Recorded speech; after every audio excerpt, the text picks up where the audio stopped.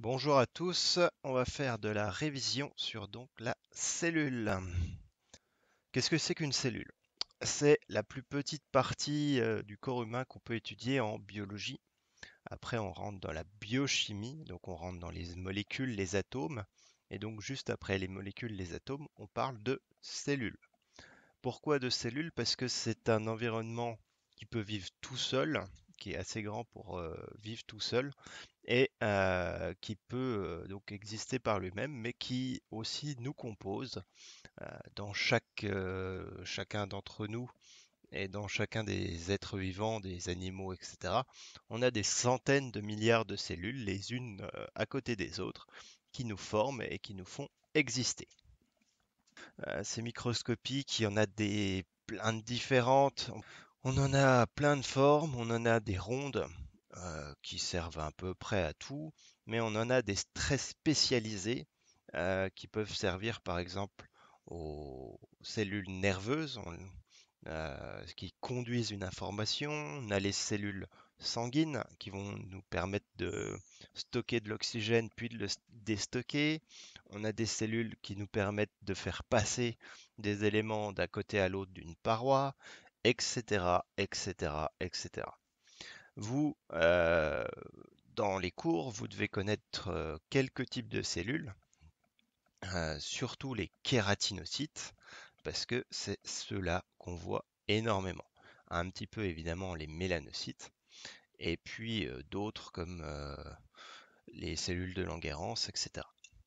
Je rappelle que la plupart des cellules, on met cyte à la fin et ce qu'elles font devant. Par exemple, la mélanocyte, ça veut dire que ça fabrique de la mélanine. Ok, comment ça fonctionne? Alors, vous avez dans une cellule plein d'organites. Ces organites, il faut que vous en connaissiez une grande partie. Première chose, au milieu d'une cellule, vous avez un noyau. Dans ce noyau, vous avez de l'ADN et des fois, on peut le voir sous forme de chromatine. En gros, c'est des taches noires d'ADN qu'on voit au microscope. Donc, un noyau, de la chromatine et puis de l'ADN à l'intérieur, il faut savoir. Donc, on a vu comment était formé l'ADN la semaine dernière et il faut savoir ce que c'est. Ensuite, ce noyau, lui, il a pour rôle de donner les informations à la cellule. Dans l'ADN, il y a des informations. Ensuite, ces informations, elles sont recopiées sous forme d'ARN M.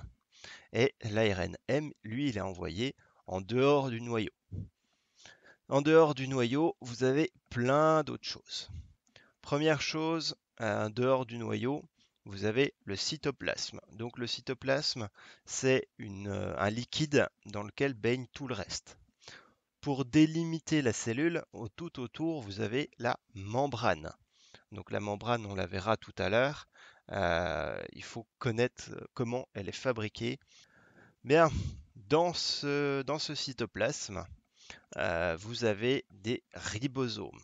Alors, ces grains de ribosomes, hein, c'est des toutes petites taches noires. Donc, c'est eux qui vont permettre de monter les protéines.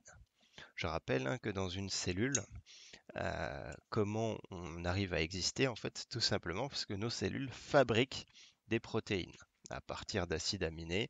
J'espère que si vous suivez, ça vous rappelle deux, trois souvenirs. Donc, ces protéines, elles servent à plein de choses.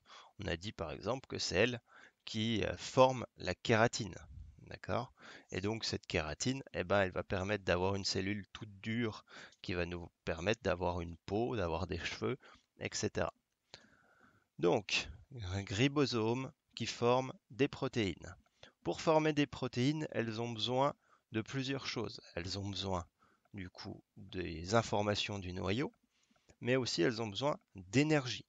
Cette énergie, elle est fabriquée par les mitochondries. La mitochondrie, donc, elle utilise du sucre et de l'oxygène pour faire de l'énergie qu'elle envoie à tout le reste de la cellule. Pour finir, vous avez d'autres, enfin la fin de la chaîne de montage, hein, le grain de ribosome, on peut voir ça comme la chaîne de montage. Et puis à la fin, vous pouvez aussi avoir l'appareil de Golgi. L'appareil de Golgi, il va assembler des bouts de protéines les uns avec les autres pour en faire des protéines finales. Et il peut même les emballer. Donc ça peut faire la chaîne d'emballage aussi et pour pouvoir les envoyer à l'extérieur ou qu'elles soient bien mieux protégées ou peu importe. Donc l'appareil de Golgi. Vous avez d'autres choses ici. Là, dans ce schéma, vous avez un lysosome. Alors le lysosome, ça sert principalement de poubelle géante. Il va bouffer tout ce qui n'est pas utile dans la cellule. Donc vous avez dans ce schéma du réticulum endoplasmique. Alors, il faut savoir qu'il en existe de deux sortes, le réticulum endoplasmique lisse et le réticulum endoplasmique granuleux. Réticulum endoplasmique lisse, c'est juste une voie de transport. Ça permet de faire bouger les pseudoprotéines jusqu'à l'appareil de Golgi. Même dans certains cas, ça permet de les faire maturer, c'est-à-dire de commencer à les mettre les unes avec les autres. Mais le réticulum endoplasmique granuleux, tout simplement, les grains de ribosome sont directement dessus ce réticulum. Donc du coup, au microscope, on voit des petits points et donc du coup, ils l'ont appelé réticulum endoplasmique granuleux. Ici, on a un grain de mélanine, on a des protéines et on a du glycogène. Alors, le grain de mélanine nous indique que c'est une cellule bien particulière. C'est une cellule de la peau ou des cheveux, parce que sinon, il n'y a pas de mélanine dedans. Le glycogène, c'est une forme de sucre, donc ça permettra à la mitochondrie de pouvoir fabriquer de l'énergie. Et les protéines, bah, il y en a un peu partout, comme je vous le disais, qui se baladent. Bien, n'oubliez pas, hein, donc vous pouvez voir ça comme une espèce d'usine de montage. Donc tout autour, vous avez la membrane qui gère les allées et venues euh, de, de tout ce qui rentre et ce qui sort. Au milieu, vous avez le patron qui donne les informations. Et puis, vous avez donc la mitochondrie qui fournit l'énergie. Et pour finir, vous avez toute une chaîne de montage qui va fabriquer des protéines qui sont les ribosomes, puis les réticulums endoplasmiques, puis l'appareil de Golgi. Bien, on va un petit peu faire le focus sur la membrane. Alors, une membrane, c'est une double couche de phospholipides. Alors, on a vu ce que c'était qu'un phospholipide. Donc, un phospholipide, il a une tête hydrophile et une queue hydrophobe, exactement comme un tensioactif, et il agit tout pareil. Donc, vous allez avoir une couche euh, de phospholipides qui va être à l'inverse d'une autre couche de phospholipides, et les queues hydrophobes vont s'attirer entre elles. Donc, pour faire une couche qui aime l'eau de chaque côté. Et donc cette double couche, elle va délimiter toute la cellule. Dans cette double couche, vous avez des protéines. On les voit en rouge, enfin en violet ici. Ici, vous avez une protéine channel. Channel en anglais, c'est canal. Donc, ça permet de faire passer des choses d'un côté à l'autre de cette membrane. Par exemple, l'eau, elle ne peut pas passer à l'intérieur, vu qu'au milieu, ça n'aime pas l'eau. Eh ben, la protéine channel va permettre de faire passer l'eau d'un côté à l'autre. On fait passer des tas de choses. Vous savez qu'on peut faire passer donc de l'oxygène, des sucres, des acides aminés, de l'eau, et puis plein d'autres choses, des minéraux, etc., etc. Vous en avez d'autres, des protéines, qui portent des chaînes de carbohydrates. Alors ça, c'est ce qui indique l'appartenance de la cellule. Ces carbohydrates, c'est des sucres, en fait, tout simplement, les uns derrière les autres. Et ces sucres, eh ben, ça va être la carte d'identité de la cellule. Donc, vous aurez sur ces sucres, suivant comment ils sont placés, suivant lesquels c'est, etc., etc., et ben, ça va dire aux cellules qui vont venir voir cette cellule, et ben, que celle-là, elle fait partie du corps, que celle-ci, elle sert à telle chose, qu'elle devrait se trouver dans tel secteur du corps, etc., etc. Ça permet à la police du corps, les globules blancs, de faire le ménage si jamais bah, il se passe quelque chose de pas bien. Si la cellule n'a rien à faire dans le secteur-là, eh ben, ils la détruisent tout simplement. Bien, vous avez d'autres choses qu'il faut connaître. On a vu donc le cytoplasme et puis il faut connaître les différents organites. Donc la mitochondrie, euh, ça sert d'énergie. Alors on la représente souvent sous forme de cercles avec des petites crêtes à l'intérieur. Et bien, c'est normalement, hein, c'est une bulle, enfin, c'est un rond, et donc les petites crêtes sont à l'intérieur. Il y a une double couche à l'intérieur encore, et ça fabrique donc de l'énergie. Ça, il faut connaître avec sucre plus oxygène égale énergie plus euh, des, des déchets qui sont du CO2 et puis de l'urée et puis d'autres choses. Ensuite, vous avez donc les ribosomes. Les ribosomes, donc c'est deux parties, un peu comme des petites mains, qui vont venir fabriquer euh, les, les protéines, comme je vous l'ai déjà dit, le réticulum endoplasmique, l'appareil de Golgi, les lysosomes et les centrioles dont je n'ai pas parlé tout à l'heure. Les centrioles, c'est ce qui permet de placer tout ce qu'il y a dans la cellule.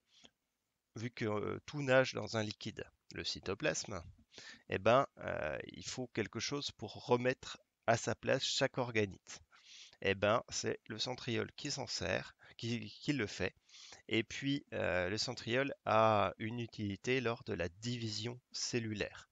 Quand la cellule se divise en deux, il faut tout bien placer, tous les organites pour que bah, tout soit mis d'un côté et de l'autre de la cellule. Il faut que les chromosomes soient mis d'un côté et de l'autre de la cellule, etc.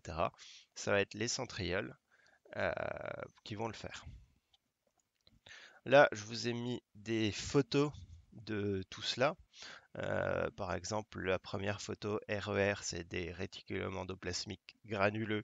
De l'autre, c'est des lisses. On voit à peu près la différence donc en microscopie. On a colorié un appareil de Golgi. Donc c'est souvent pour ça qu'on fait un schéma avec des bulles les unes au-dessus des autres, parce qu'en vrai, ça ressemble un peu à ça. On a un lysosome tout en bas, on a des chaînes de ribosomes au milieu, et même là, on peut voir euh, les protéines, les petites chaînes de polypeptides, donc les chaînes d'acides aminés, qui sont en train d'être produits. Les centrioles, ça ressemble à des tubules les unes accrochées aux autres. Et pour finir, vous avez une mitochondrie que l'on voit bien. Alors, on va faire un petit jeu. Vous allez essayer de me retrouver chacun chacune des parties de la cellule. Vous mettez pause, vous essayez de les retrouver toutes. Bien, une fois que c'est fait, il va falloir me dire, enfin déjà vous pouvez corriger, et ensuite vous me faites chaque flèche à quoi ça correspond, à quoi ça sert, qu'est-ce qui s'y passe, etc., etc. Vous mettez pause. Bien, j'espère que vous avez trouvé tout ce qui se passait dans dans chacun des organites de la cellule. On va passer sur un focus sur le noyau. Chaque cellule a un noyau. C'est très important pour la cellule. C'est lui qui contient l'ADN. Sans ça, hein, la cellule, elle sert à rien, elle meurt. Il est sphérique, il est entouré d'une membrane et puis vous avez de l'ADN qui flotte à l'intérieur. L'ADN, on l'a déjà vu, donc je rappelle que c'est une double hélice euh, de- qui est tournée sur elle-même, et que cette double hélice, en fait, elle va pouvoir se replier sur elle-même, surtout lors de la mitose, lors de la division cellulaire, pour former des chromosomes. En fait, à force de se replier sur elle-même, elle va faire des nœuds, des boules, et c'est ça qu'on appelle un chromosome. En bas, on voit vraiment comme un écheveau de fil, et ben c'est toujours le même qui est donc replié sur lui-même pour former donc un chromosome. Ces chromosomes, ils sont très utilisés pour voir s'il y a des problèmes avec les enfants, parce qu'on peut faire des cartographies des chromosomes. Vous en avez une ici. Et cette cartographie des chromosomes, ça va nous permettre de savoir s'il y en a un en plus, un en moins. Le dernier XY, ça va nous permettre de savoir si c'est un homme ou une femme. Je rappelle, hein, si c'est XX, c'est une femme, si c'est XY, c'est un homme. Et puis d'avoir d'autres informations, s'il y en a un qui est plus petit que l'autre, etc., etc. Alors, on va voir rapidement la mitose. Donc on l'a vu en détail au cours de l'année, j'espère que ça va être juste de la révision. Là alors, la mitose cellulaire, c'est quand une cellule se divise pour former deux cellules filles. La première, c'est la cellule mère, et les deux autres, c'est les cellules filles. Alors pourquoi ça, à quoi ça sert? Première chose, parfois vous avez des cellules qui meurent. Donc ces cellules qui meurent, il faut les remplacer. Et ben, une cellule à côté va se motiver pour en faire deux et donc du coup remplacer cette cellule qui est morte. Deuxième chose, ça peut servir lorsque on a des endroits où il y a toujours de la production de quelque chose. Par exemple, dans la peau, on a vu qu'on avait une couche basale. Cette couche basale, elle fait des mitoses perpétuelles pour pouvoir faire monter les cellules les unes derrière les autres. Et ben ça, c'est très important donc du coup de connaître comment marche la mitose. Vous avez en premier dans la mitose, faut recopier l'ADN. Si à la fin vous avez deux cellules, il faudra donc deux fois l'ADN au départ. Pour recopier l'ADN, alors on appelle ça la réplication. On ouvre le brin d'ADN et on recopie de chaque côté l'ADN. Une fois qu'on a recopié l'ADN, eh ben, l'ADN va se tordre et va former donc les chromosomes. Ces chromosomes, ils vont se mettre au centre avec les centrioles donc qui vont les placer. Et une fois qu'ils sont placés bien au centre, ils vont être divisés en deux. Donc chaque chromosome, hein, c'est la copie, le X, c'est la copie d'un côté par rapport à l'autre. Et donc du coup, ils vont être coupés en deux. Et la cellule va se fermer en son centre. Et pour finir par faire deux cellules. Là, vous en avez donc le schéma classique avec les différentes phases de la mitose. Mais sur le côté, vous avez aussi les différentes phases de la mitose dans une vraie photo où on les voit bien.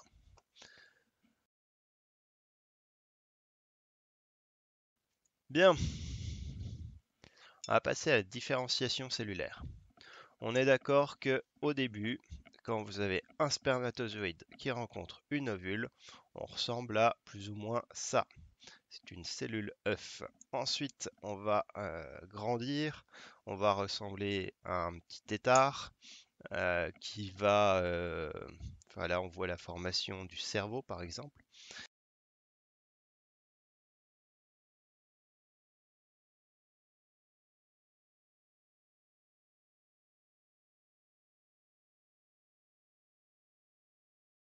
Et puis, petit à petit, on va ressembler à ça. Ou pas, d'ailleurs. Mais en gros, la cellule du départ, elle va devenir toutes les cellules de notre corps. Et dans toutes les cellules de notre corps, il y en a des très très différentes, comme je vous l'ai dit tout à l'heure. Il y a les cellules du sang, qui sont très différentes des cellules des muscles, qui sont très différentes des cellules des nerfs, ou des hormones ou des cellules de la peau, etc., etc. Eh bien, ça, c'est ce qu'on appelle la différenciation cellulaire.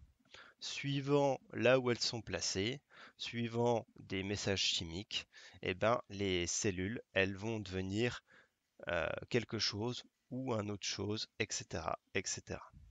Alors tout ça, c'est marqué dans l'ADN, hein, et c'est les messages chimiques ou le placement, ou parfois des choses qu'on ne comprend pas encore tout à fait bien, qui vont permettre de faire différencier cette cellule en cellules de sang, de muscles, etc., etc.